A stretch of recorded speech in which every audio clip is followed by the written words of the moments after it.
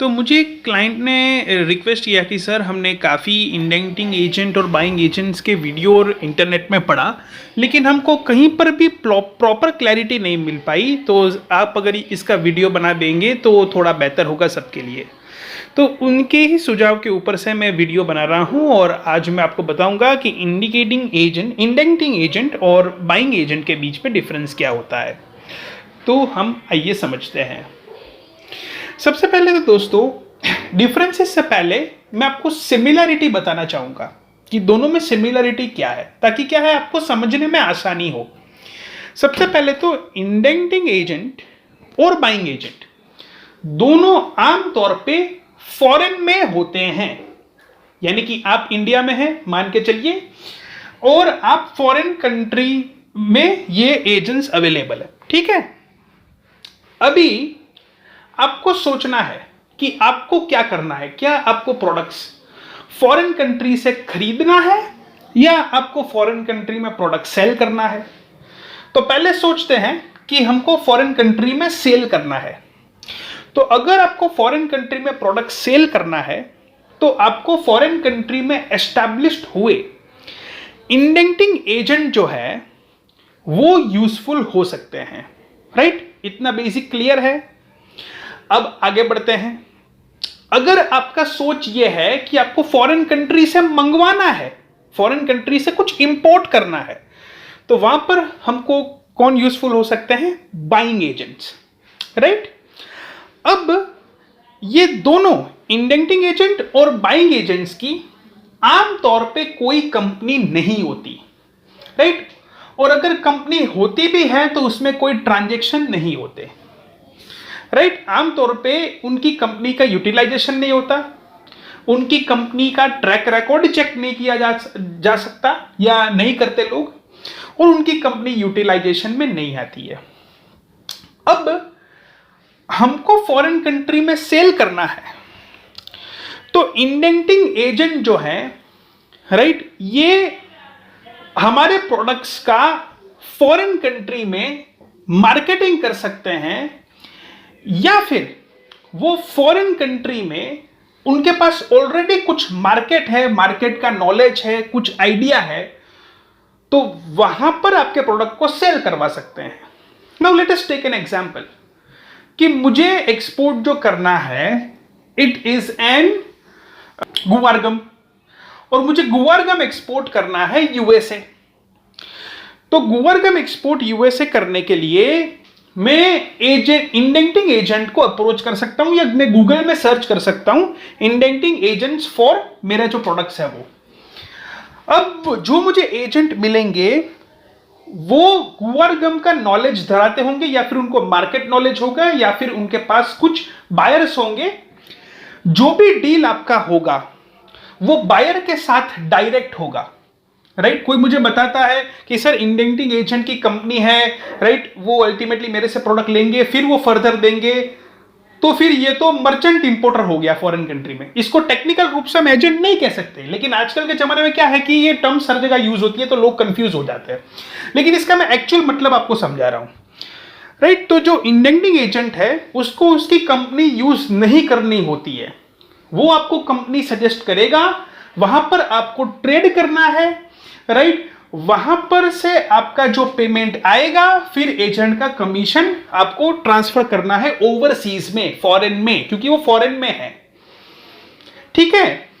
अब indenting agent जो है आप समझ रहे हो कि कोई भी प्रकार की पेमेंट की गारंटी नहीं लेते। जो ट्रेड की जो टर्म्स एंड कंडीशंस है वो एक्सपोर्टर और इंपोर्टर तय करेंगे।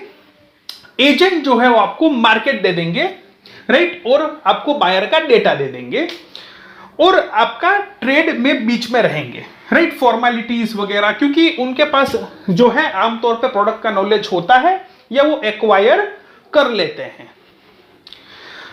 अब बाइंग एजेंट की बात आती है, तो बाइंग एजेंट हम यूटिलाइज तब कर सकते हैं जब हमको फॉरेन कंट्री में से कुछ मंगवाना हो। Now let us take an example कि मुझे स्क्रैप इंपोर्ट करवाने हैं।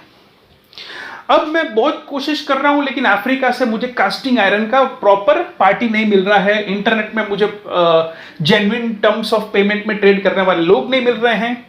तो मैं ऐसे सर्च कर सकता हूं, बाइंग एजेंट फॉर स्क्रैप, ठीक है।